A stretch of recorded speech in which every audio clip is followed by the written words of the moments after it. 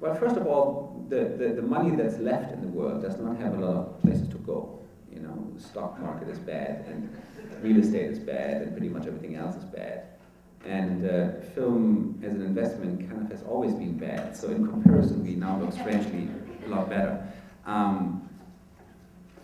But what may actually indeed happen, and I don't know if my prophecy is going to play out, but at least on paper, the story one can tell is that there were 5,000 independent films made annually over the last number of years, escalated up, like in the 10 years that I was in this business, from I know less than 1,000 to 5,000. Obviously, video and digital technology made it much more feasible for people to just make film, and then of course also growing affluence. You know, I mean, who finances these 5,000 films? They're not professional film financiers. There were people who had financed by people that were probably working on Wall Street and got a big $20 million bonus check and spent one of them to finance their friend's movie. So one of the fundamental problems, one of the things that's really kind of great about the independent film business, but also a little problematic, is that there isn't really a gate of entry. I mean, if you have money, if you're rich, or you have somebody who's rich, you can go make a movie.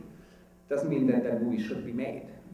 And the vast majority of these 5,000 films should not have been made. I mean, it's been the greatest money destruction machine in history, probably. I mean, 5,000, I don't know what the average budget was, there is no accurate data, but educated guess is very conservative. It's probably on average $1 million a pop, that's $5 billion.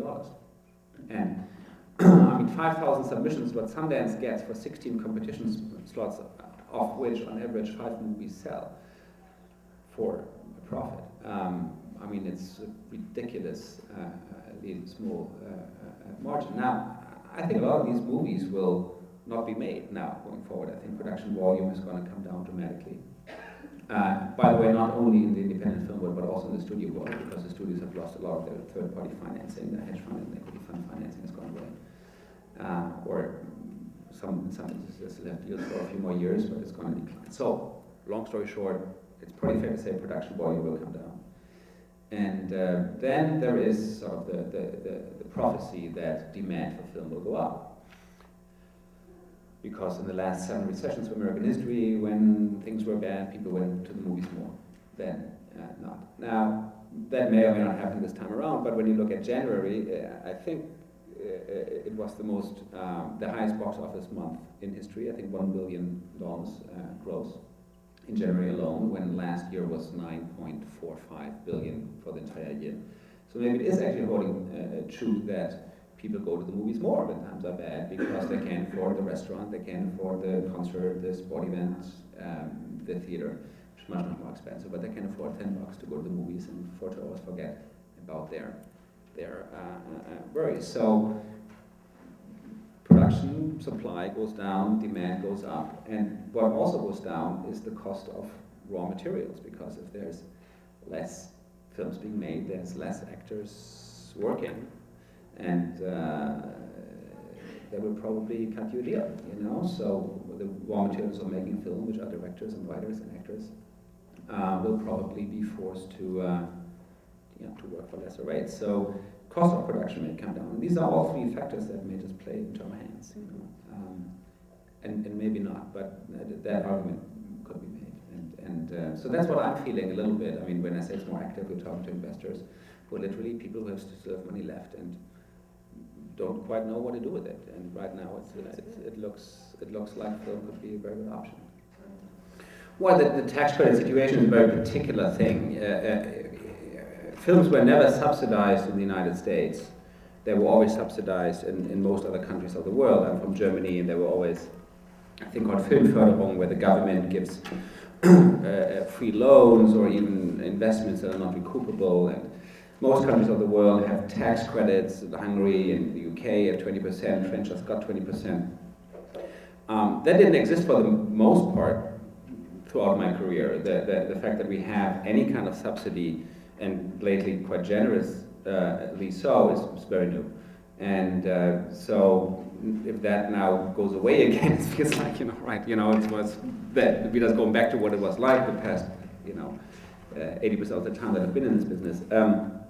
obviously subsidy is always something somewhat artificial, and it was originally created because of runaway productions. A lot of films are very heavily subsidized in Canada, so a lot of North American production went to Canada, and then the unions lobbied and the filmmakers lobbied, and we got subsidies in most states.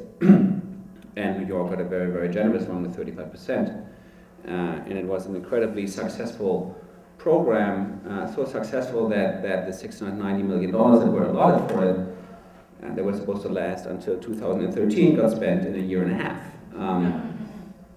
Really remarkably, and a lot of TV shows came here from Los Angeles, and it was an enormously successful program, not only for the filmmakers, but also for the city and the state.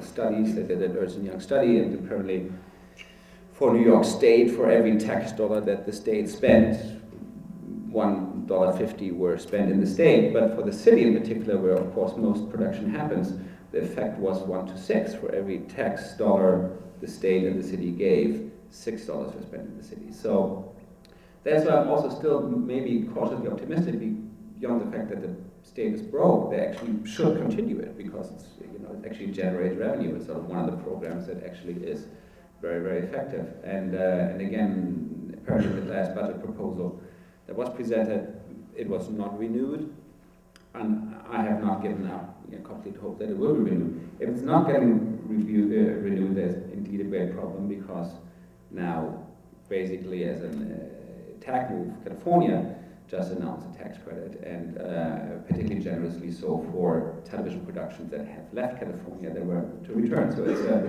it's a declaration of war, so to speak. And one has to see how New York responds to that. Maybe that is going to be a motivating factor to renew it. If they don't renew it, we're independent producers, we roll the punches. Connecticut has a tax credit program, Massachusetts, New Jersey. Just because we're based here doesn't mean that we have to shoot our movies here. It's going to be too bad for the city, but if they don't help us and other places do, then we just go there. Obviously, it's both damaging to crews and other vendors and other people that make a living in this business. TV is a bit of a different ballgame, and TV is usually financed by the networks. It happens very rarely, but it does happen that, let's say, in dialogue with the network, they may say, we really like this. This happened to me a couple of times. We really like your idea, but we actually don't have the resources right now to fund it, particularly some of the smaller networks. But we will broadcast it, and so if you find the money, we will broadcast it, and then obviously television is always directly, indirectly financed through advertising. So then you can maybe go and find a brand partner, because you can say, well, this program will have this exposure, will run on this network and at this time on this day, and usually it gets these ratings, and now you can transport maybe brand or advertising content to that. To go to an investor and say, finance my TV show without knowing that it will ever be on air, it's very difficult. If you know that you will be on air, or if you can have at least a reasonable assurance that it will be on air, there's maybe something to be done.